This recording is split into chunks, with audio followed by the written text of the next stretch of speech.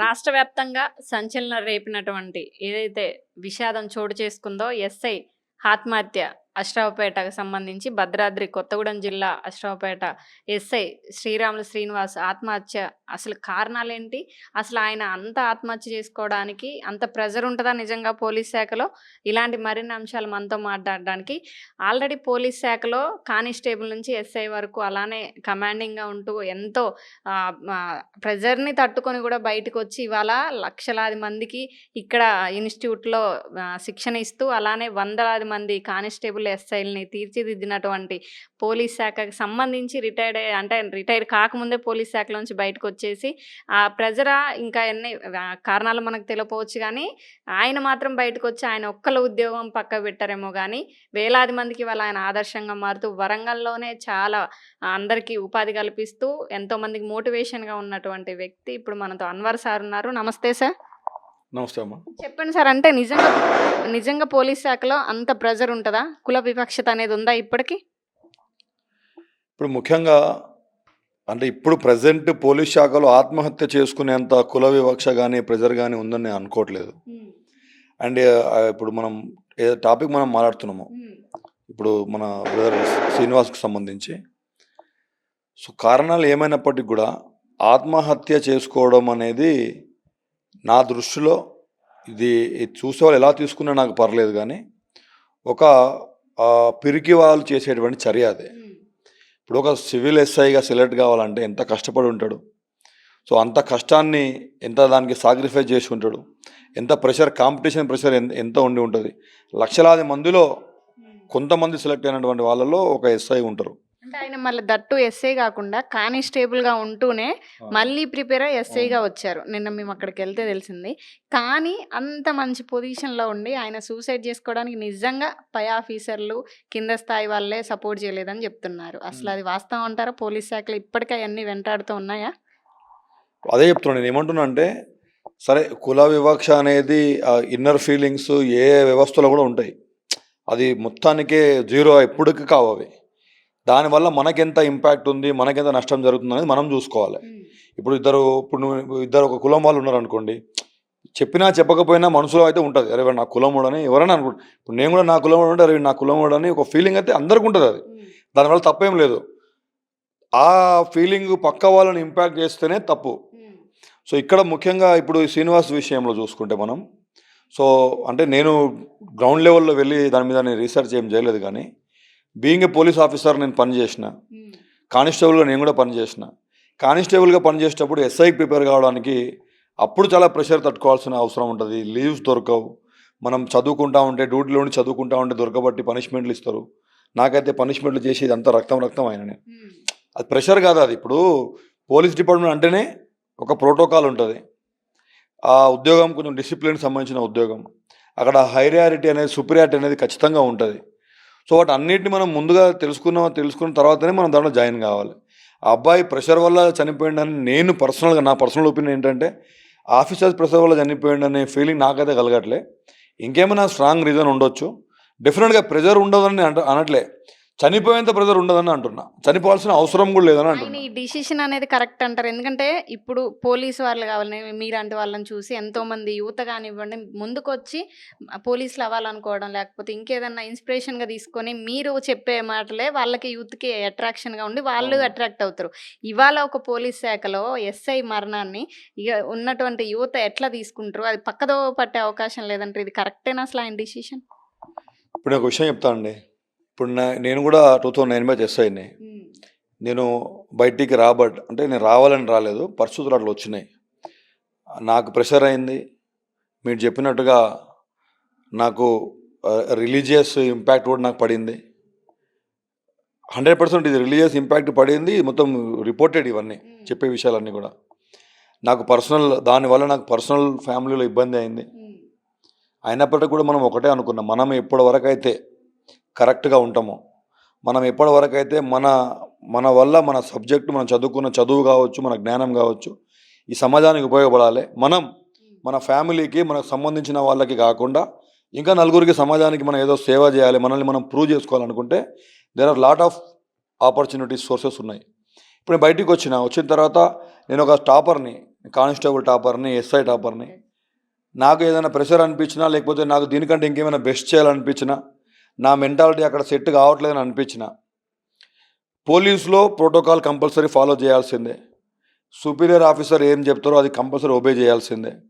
ఇప్పుడు నాలాంటి మెంటాలిటీ వాళ్ళకు కరెక్ట్ అయితే ఒబే చేస్తాం, రాంగ్ అయితే చేయమని మాకు ఉంటుంది. అక్కడ అట్లా ఉండకూడదు. కరెక్ట్ అయినా రాంగ్ అయినా సుపీరియర్ చెప్తే ఖచ్చితంగా ఫాలో చేయాలనేది ఒకటి ఉంటుంది. తర్వాత రాంగా కాదనేది తర్వాత చూసుకుంటారు. ఇది పాయింట్ ఏంటంటే, ప్రెషర్ని తీసుకోగలిగిన వాళ్ళే ఆల్రెడీ ఆఫీసర్ క్యాడర్లో సెలెక్ట్ అవుతారని నేను అనుకుంటున్నా. ఆ అబ్బాయి ఆల్రెడీ సెలెక్ట్ అయ్యి ఉన్నాడు, కానిస్టేబుల్గా చేసిండు. డిపార్ట్మెంట్లో ఉండేటువంటి ప్రెషర్ మొత్తం కూడా అతనికి తెలుసు. సో నేను నా పర్సనల్ ఒపీనియన్ ఒకటే చెప్తున్నాను, ఎవరు ఏమైనా అనుకోనివ్వండి, నాకు సంబంధం లేదు. ఎందుకంటే సమాజానికి మనం ఏం మెసేజ్ ఇస్తున్నాం అనేది చాలా ఇంపార్టెంట్. ఇక్కడ ఆత్మహత్య చేసుకునేంత ప్రెషర్ పోలీస్ డిపార్ట్మెంట్లో ఉండదు అని నేను అంటున్నా. ఒకవేళ అట్లాంటి ప్రెషర్ ఏమైనా వస్తే దాన్ని అడ్రస్ చేయడానికి there are lot of sources. మీరు కంప్లైంట్ చేయవచ్చు పై ఆఫీసర్కి, లేకపోతే మీరు దాని మీద ఇంకేమైనా యాక్షన్ తీసుకోవచ్చు, లేకపోతే అంతే నీకు అది ఉంటే నువ్వు డైరెక్ట్గా 1-1 నేను అయినా ఎన్నోసార్లు అయినా. మీరు కూడా ఒక బుక్ విషయంలో కూడా మీ పై అధికారి జరిగితే మీరు వెళ్ళి చెప్పారు, అక్కడ రెస్పాండ్ అయ్యారని మీరు చెప్పారు.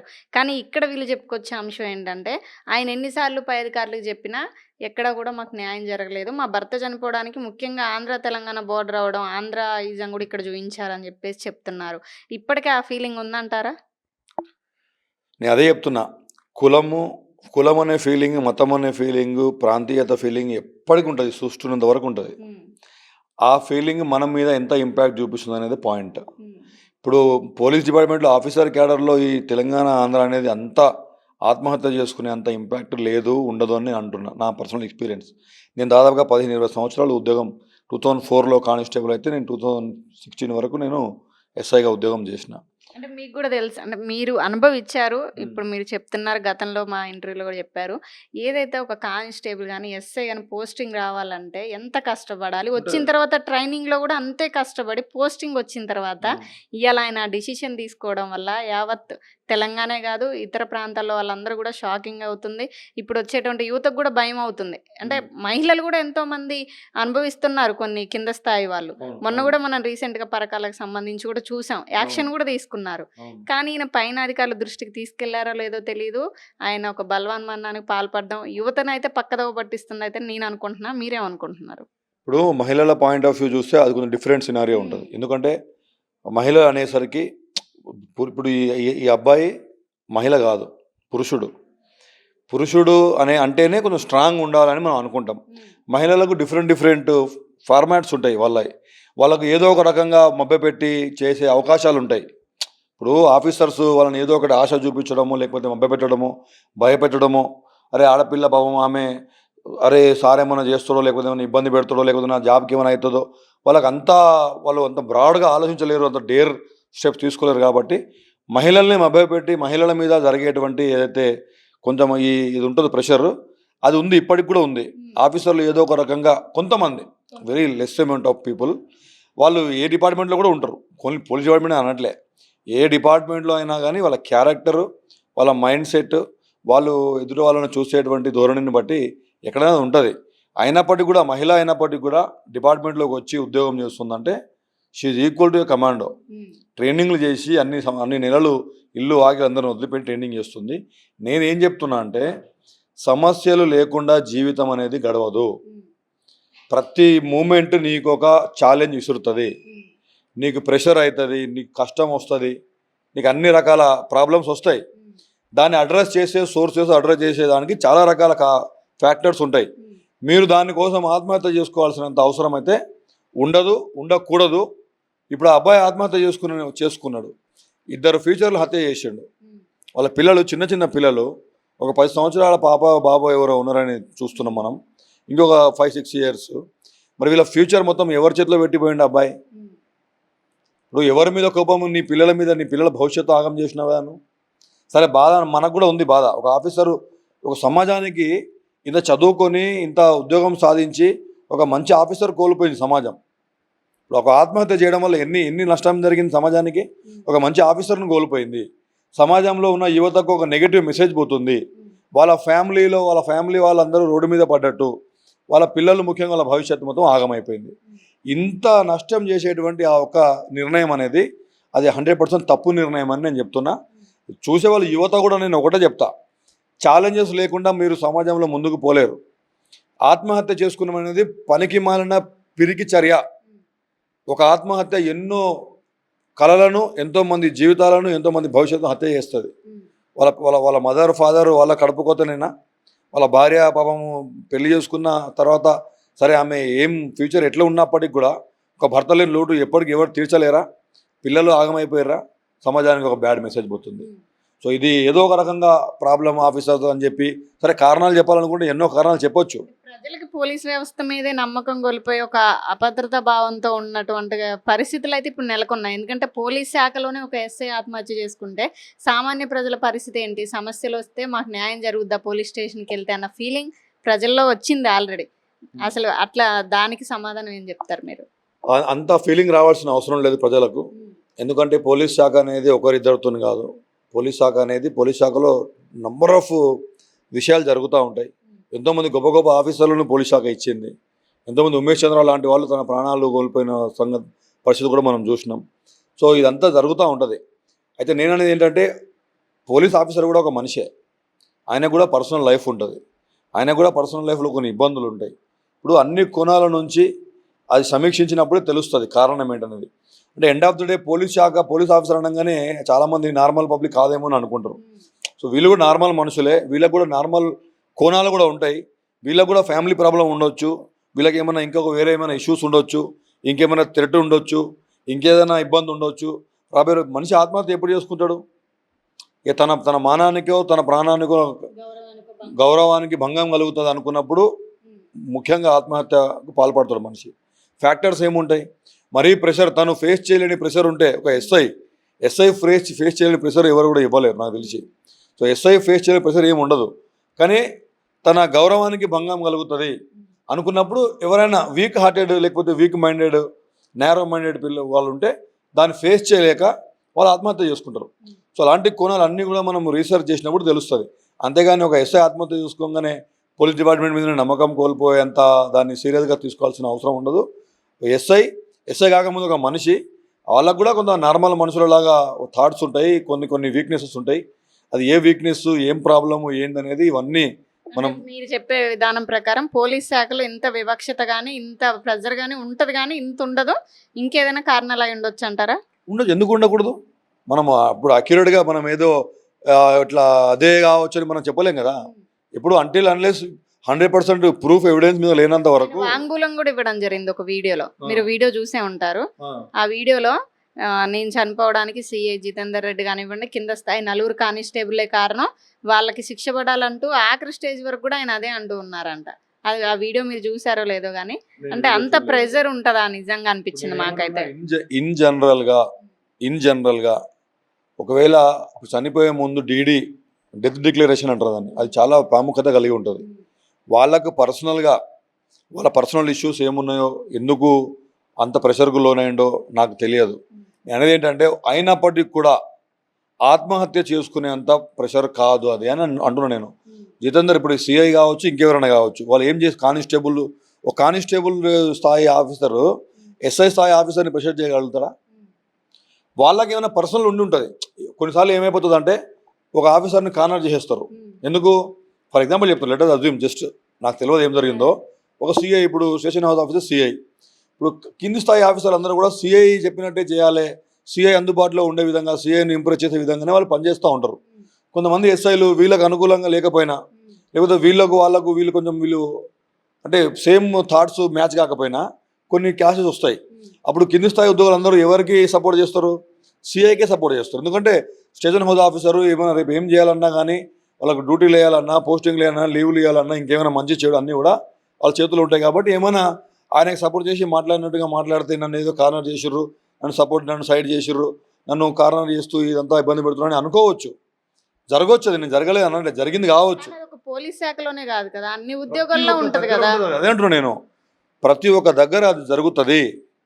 దాన్ని ఫేస్ చేయాలి, దాన్ని ఫైట్ చేయాలి, దాన్ని క్వశ్చన్ చేయాలి. నువ్వు ఒకవేళ క్వశ్చన్ చేసి ఉంటే, పాపం అబ్బాయి చనిపోయాడు, చాలా బాధ ఉంది. ఎందుకు అంటే అది చూసి సమాజానికి ఒక నెగటివ్ ఇంపాక్ట్ పోతుంది. పోలీస్ శాఖలో ఆత్మహత్య జరుగుతుంది అని అంటే అంత ప్రెషర్ ఉంటుందా అని చెప్పి రేపు రాబోయే రోజుల్లో పోలీసు వాళ్ళ మీద పోలీసు వాళ్ళ మీద ఏదో అపనమ్మకము, రాబోయే వాళ్ళకి ఏదో భయం. అంత ఆత్మహత్య చేసుకునేంత ప్రెషర్ ఎప్పుడు ఎక్కడ కూడా సమాజంలో ఒక మనిషి మీద ఉండకూడదు అని నేను అంటున్నా. ప్రతి ఒక్క దానికి అడ్రస్ చేసే ఒక పద్ధతి ఉంది, దాన్ని అవలంబించాలి తప్ప ఆత్మహత్య చేసుకోవడం అనేది మళ్ళీ ఇంతకుముందు చెప్పినట్టే ఎంతోమంది ఫ్యూచర్స్ వాళ్ళ వాళ్ళ నమ్మకాలను హత్య చేసినట్టే. మీరు కూడా ఎంతో మంది యువతకి ట్రైనింగ్ ఇస్తూ కొంతమంది, ఇక నేను వేలని కూడా అలా లక్షలాది మందికి ట్రైనింగ్ ఇస్తున్నారు. ఇక్కడ తెలంగాణ ఆంధ్రాలో ఎక్కడా లేనట్టుగా ఇక్కడ ఒక కోచింగ్ సెంటర్ పెట్టి మీరు ఓన్గా చాలా మందికి ఉచితంగా కూడా ఇస్తున్నారు. యువతని ఇన్స్పైర్ చేసుకుంటూ మీ దగ్గర తీసుకొచ్చి వాళ్ళకి ట్రైనింగ్ ఇస్తున్నారు. ఇక్కడే ముఖ్యంగా పోలీసులు, కానిస్టేబుల్, ఎస్ఐలు బయటకు వెళ్తున్నారు. అట్లానే ఇప్పుడు రాబోయేటువంటి యువత ఇవన్నీ చూస్తున్నప్పుడు భయాందోళనకు గురవడం సహజం. అట్లాంటి రాబోయే యువతకి ఇప్పుడు మీరు ట్రైనింగ్ ఇస్తున్న వారు కూడా ఫ్యూచర్లో అవ్వచ్చు. అట్లాంటి వాళ్ళ కోసం లాస్ట్ అండ్ ఫైనల్గా ఏం మెసేజ్ ఇద్దాం అనుకుంటున్నారు? ఒకటే ఒక విషయం అండి, పోలీస్ డిపార్ట్మెంట్ అనేది డైరెక్ట్గా పబ్లిక్ రిలేషన్లో ఉండేటువంటి ఒక డిపార్ట్మెంట్. అది అక్కడ సమస్యల మీద మనం పోరాడడానికి పోతున్నాం, సమస్యలను క్లియర్ చేయడానికి పోతున్నాం. సమస్యలను తెలుసుకొని వాటిని క్లియర్ చేసే డిఫరెంట్ వేస్ కనుక్కొని దాంట్లో బెస్ట్ వే ఏది అనేది ఇంప్లిమెంట్ చేసి దాన్ని అతి త్వరలో సమస్యను క్లియర్ చేయడానికి, లా అండ్ ఆర్డర్ని కంట్రోల్ చేయడానికి, ప్రజలకు భరోసా కల్పించడానికి, ప్రజల శాంతి భద్రతలు కాపాడడానికి, మీకు మేమున్నామని చెప్పి ధైర్యం ఇవ్వడానికి నువ్వు పోలీస్ శాఖలోకి పోతున్నావు. నువ్వే ధైర్యంగా లేకపోతే అంటే ఫ్రమ్ ద బిగినింగ్ యువర్ వైడబుల్. నువ్వు ధైర్యంగా లేకపోవడం వల్ల ప్రజలకు ఒక రాంగ్ మెసేజ్ పోతుంది. కాబట్టి ఎవరైతే ధైర్యంగా ఉంటారో, ఎవరైతే ఛాలెంజెస్ని యాక్సెప్ట్ చేయగలుగుతారో, ఎవరైతే కష్టాలు చూసి ఆ కష్టాలను అధిగమించి జీవితంలో ముందుకు పోవాలని అనుకుంటారో, పోలీస్ డిపార్ట్మెంట్కి ఉన్న గొప్పతనం ఏంటంటే ఎంతోమందిని ఇది ఇన్స్పైర్ చేయగలదు, ఎంతోమందిని తప్పుదోవ కూడా పట్టేయగలదు. ఎందుకంటే ఒక పోలీస్ ఆఫీసర్ కరెక్ట్ విధానం అనేది ఆయన బిహేవియర్ కావచ్చు, అనే ఒక డ్యూటీ చేసే పద్ధతి కావచ్చు, కరెక్ట్గా అతను ఉంటే ఎంతోమందికి ఇన్స్పిరేషన్ అవుతుంది. అతన్ని చూసి అరే మేము కూడా ఈ ఆఫీసర్లుగా కావాలి. అలాంటి రియల్ స్టోరీలు కూడా చాలా ఉన్నాయి. నంబర్ ఆఫ్ రియల్ స్టోరీస్ ఉంటాయి. అదే చెప్తున్నది, ఉమేష్ చంద్ర ఈజ్ ద మెయిన్. ప్రతి ఒక్క పోలీస్ ఆఫీస్లో ఉమేష్ చంద్ర ఫోటో ఉంటుంది. విగ్రహమే కట్టించారు హైదరాబాద్ లో, విగ్రహమే ఉంది. వాళ్ళ భార్య ఇప్పుడు ఐఏఎస్ కలెక్టర్, ఇప్పుడు గోదావరి జిల్లా కలెక్టర్గా పోస్టింగ్ కూడా అయ్యారు. అలాంటి చాలా మంది ఆఫీసర్స్ ఉన్నారు పోలీస్ డిపార్ట్మెంట్లో, చాలా మంది ఆఫీసర్స్ ఉన్నారు. ఇప్పుడు ఆర్టీసీ చైర్మన్గా కూడా సార్ చేస్తున్నారు, సజ్జనార్ గారు. హీఈ్ ఆల్సో ఇన్స్పిరేషన్. ఎందుకంటే ఎన్ని రకాల కేసులు చూస్తాం మనం, ఎన్ని రకాల ఇబ్బందులు చూస్తాం. శవాలట పడిపోయి ఉంటాయి, తలకాయలు ఇరిగిపోయి ఉంటాయి, రక్తపాతం ఉంటుంది మొత్తం. కొన్నిసార్లు ఎస్ఐ ట్రైనింగ్లలో గ్రేహౌండ్స్లో చేసేటప్పుడు మేము పక్కకే శవంను పట్టుకొని వండుకోవాలి, వేరు తీసుకుపోకుండా. తలకాయలు అన్నీ ఎగిరిపోయి ఉంటాయి, రక్తపాతం అయిపోయి ఉంటుంది. ఇదంతా చూసి ఇదంతా చేసి వచ్చేటోళ్ళం. కాబట్టి ఏ కండిషన్లో కూడా ధైర్యాన్ని కోల్పోకూడదు. అలా కోల్పోకుండా ముందే వాళ్ళు ప్రిపేర్ కావాలి. ఇప్పుడు నేను నా దగ్గర పిల్లల్ని, ఇప్పుడు మా దగ్గర మీరు అయాన్ పోలీస్ అకాడమీ, ఇది ఇప్పుడు మీరు వచ్చింది, ఇది ఒక రెసిడెన్షియల్ క్యాంపస్. ఇక్కడ వెపన్ ట్రైనింగ్ ఒక్కటే ఉండదు, మిగతా అన్ని ట్రైనింగ్లు ఇక్కడ ఉంటాయి. పిల్లలకు చెస్ట్ నెంబర్ ఉంటుంది, కటింగ్లు చేస్తాం, ప్రతి ఒక్కటి డిసిప్లిన్గా ఉంటుంది. ఏదైనా చిన్న మిస్టేక్ చేస్తే అందరి ముంగటిని పనిష్మెంట్ ఇస్తాం. ఎందుకంటే వాళ్ళందరి ముంగట ఏదైనా అలాంటి నామోషతనం మైండ్లో నుంచి వెళ్ళిపోవాలి. వాళ్ళు చాలా బ్రాడ్ అయిపోవాలి వాళ్ళ మైండ్ సెట్. సరే మాకు నిలబెట్టి ఏమైనా క్వశ్చన్, నేను లైవ్ పెట్టి ఎగ్జామ్ రాసారు వాళ్ళు. ఎగ్జామ్ రాసిన తర్వాత నేను లైవ్ పెట్టి రివ్యూ చేస్తాను ఎవ్రీ వీక్. ఎందుకు నీకు మార్కులు తక్కువ వచ్చినాయి? పనిష్మెంట్ ఇవ్వను తక్కువ మార్కులు వస్తాయి. కారణం ఏంటి? నీకు అర్థం కాలేదా, నువ్వు చదవలేదా, లేకపోతే నువ్వు ఏమైనా టైం వేస్ట్ చేసినావా? అప్పుడు లైవ్ పెడితే అబ్బాయి ఏమన్నాడు, సార్ మీరు లైవ్ పెడితే నాకు టెన్షన్ అవుతుంది సార్ అన్నాడు. నేను ఒక మాట చెప్పిన, రేపు నువ్వు పోయే ఉద్యోగం అవుతుందో అది ఒక పోలీసు ఉద్యోగము, ఒక ఆఫీసర్ ఉద్యోగానికి నువ్వు పోతున్నావు. ఇవాళ వందలాది మంది లైవ్ చూస్తారు, వేలాది మంది, అక్కడ లక్షలాది మంది నేను చూస్తూ ఉంటారు. నువ్వు దేనికి కూడా సిగ్గుపడడం కానీ, నామోషిగా ఫీల్ కావడం కానీ ఇలాంటివి ఉండకూడదు. నువ్వు ఒక కమాండోవి. ప్రతి ఒక్క దాన్ని ధైర్యంగా మాట్లాడు. ఎస్ నీకు మార్కులు రాలేదా? సార్ నేను చదవలేదు, నేను టైం వేస్ట్ చేసిన కాబట్టి నాకు మార్కులు రాలే, నెక్స్ట్ వీక్ బరాబర్ చదువుతా, మార్కులు తెచ్చుకుంటా సార్ అని చెప్పి ధైర్యంగా ఒప్పుకో. ఓటమిని కూడా ఒప్పుకోగలగాలి, కష్టాలను తీసుకోగలగాలి. ప్రతి ఒక్కదానికి సిగ్గుపడము, బిడియము, ఇంకేదో ఉంటే సమాజంలో పోలీస్ డిపార్ట్మెంటే కాదు ఏ ఉద్యోగం చేయలేరు. యువతకు నేను ఇచ్చే మెసేజ్ ఏంటంటే, జీవితం అంటేనే పోరాటం అన్న తర్వాత రకరకాల పోరాటాలు ఉంటాయి. ఒకటి నువ్వు అనుకున్నట్టుగా ఉండదు పోరాటం. యుద్ధంలోకి దిగిన తర్వాత అన్ని వైపుల నుంచి మనకు వస్తూ ఉంటుంది అటాక్, అన్నీ ఉంటాయి. నువ్వు ఎవరి కోసం కొట్లాడుతున్నావు వాళ్ళు నిన్ను పొగొడతారు, నువ్వు ఎవరితో కొట్లాడుతున్నావో వాళ్ళు నీ మీద మట్టి పోస్తారు, నిన్ను తిడతారు, నిన్ను చంపుదామని చూస్తారు, రకరకాల. నువ్వు చేసేది ఎంతవరకు కరెక్ట్ కాదా అదొక్కటి నీకు మనసులో ఉంటుంది. నేను చేసేది కరెక్ట్ అనుకున్నప్పుడు నువ్వు బరాబర్ దాని గురించి నువ్వు నిలబడి ఉండాలి.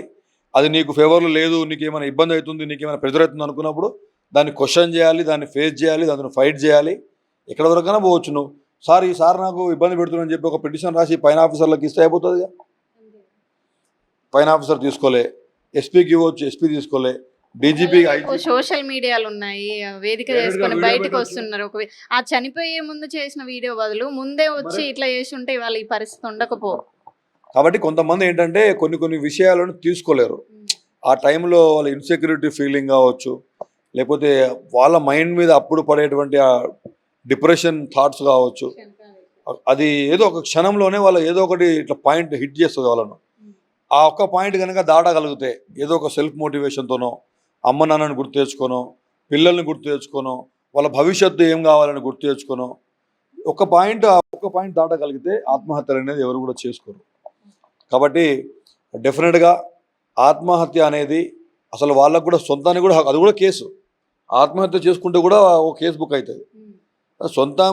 మనం హ్యూమిసైడ్ సొంతానికి సొంతం చంపుకోవడం కూడా ఒక నేరమే. నిన్ను పుట్టి నిన్ను కని పెంచి పెద్దగా చేసిన పేరెంట్స్ వాళ్ళకు ఒక అన్యాయం చేసినట్టే. పేరెంట్స్, ఫ్యామిలీ, పిల్లలు, సమాజం ఇంతమంది ఇంపాక్ట్ చేయించే నీ చర్య అనేది అది కరెక్ట్ కాదు. దయచేసి ఎవరు కూడా యువత ఏ కండిషన్లో మీరు ఉన్నప్పటికీ కూడా, ఎలాంటి సిచ్యువేషన్లో మీరు ఉన్నప్పటికీ కూడా ఫైట్ చేయండి, ఫేస్ చేయండి. ఆ పరిస్థితి తీసుకొచ్చిన వాళ్ళు ఇవాళ నువ్వు చచ్చిపోతే రేపు ఇంకొకరి మీద అదే పరిస్థితి వస్తుంది. మళ్ళీ అట్లీస్ట్ నువ్వు నిలబడి పోరాడితే ఆ పరిస్థితి ఇంకొకరికి రాదు. నీ చావు అనేది ఆ సొల్యూషన్, ఆ ప్రాబ్లం సొల్యూషన్ కాదు. నువ్వు నిలబడి పోరాడితే ఆ ప్రాబ్లం సొల్యూషన్ దొరుకుతుంది, ఇంకొకరికి అది జరగదు. అలా ఆలోచించి ముందుకు పోవాలని చెప్పి నేను కోరుకుంటున్నా. డెఫినెట్గా పోలీస్ డిపార్ట్మెంట్ ఒక మంచి డిపార్ట్మెంట్. మంచి చెడు అన్ని దగ్గర, ప్రతి ఒక్క దగ్గర కూడా ఉంటుంది. మంచిని తీసుకోవాలి, చెడుని వదిలిపెట్టేసేయాలి. అప్పుడే జీవితం హ్యాపీగా ముందుకు సాగుతుందని అంటున్నాను. చూస్తున్నారు కదా, పోలీస్ వ్యవస్థ మీద ఇప్పుడు వచ్చినటువంటి క్వశ్చన్ ఏదైతే ఉందో ఆల్రెడీ పోలీస్ శాఖలో చేసి వచ్చారు. ఆ ప్రెజర్స్ అవన్నీ ఎలా ఉంటాయో కూడా ఈయనకు తెలుసు, చాలా చక్కగా చెప్పారు. నిజానికి కూడా ఒక పోలీస్ వ్యవస్థలోనే కాదు, ప్రతి దగ్గర పనిచేసే ప్రతి దగ్గర బయటైనా ఇంట్లోనే ఎక్కడైనా సరే ప్రతి వ్యక్తికి ప్రెజర్ అనేది ఉంటుంది, ప్రాబ్లమ్స్ ఉంటాయి. కానీ తను చేసుకున్నటువంటి ఒక్క ఆత్మహత్య ఇవాళ వాళ్ళ కుటుంబాన్ని నడిరోడ్డు పాలన చేసింది. అలానే కన్న తల్లిదండ్రులకి, భార్య పిల్లలకి ఆగమయ్యే పరిస్థితి వచ్చింది. అలానే ఎంతోమందికి ఇన్స్పిరేషన్గా ఉండాల్సినటువంటి పోలీస్ శాఖలో ఉన్న ఒక ఎస్ఐగా ఉండి తను ఆత్మహత్య చేసుకోవడం వెనక ఒక ప్రెజరే కాదు, ఇంకేమన్నా కారణాలు ఉండొచ్చు. ఆ కోణంలో కూడా ఆలోచించాలి. అలానే ఈ విషయాన్ని నెగిటివ్ వేలో కాకుండా పక్కదవరు పట్టించకుండా ఆలోచించుకోవాలి యువత కూడా. పోలీస్ శాఖలోకి రావాలనుకునే వాళ్ళు